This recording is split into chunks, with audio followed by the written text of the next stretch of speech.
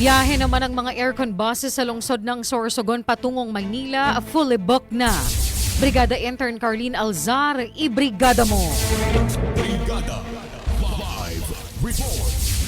Fully booked na ang mga aircon buses sa lungsod ng Sorsogon na patungo o pabalik ng Metro Manila ngayong tapos na ang Semana Santa. Sa panayam ng Brigada News FM Sorsogon sa ilang bus companies, simula pa noong ika-30 ng Marso ay marami na ang nagpa-reserve at lahat ay puno na dahil sa pagdagsa ng mga bahero pauwi ng Maynila. Sa ngayon, ang mga walang reservation, ordinary buses na lamang ang pinupuntahan upang makahabol sa kanilang mga trabaho bukas. Inaasahan na niya ito lalo't na't mahaba ang araw ng bakasyon kasabay ng Semana Santa. Wala naman umanong pagtaas ng pamasahe sa air-conditioned bus at ordinary bus. In the heart of changing lives, ito si Brigada Intern Carlene Alzar ng 101.5 Brigada News FM Sorsogon, the Music and News Authority.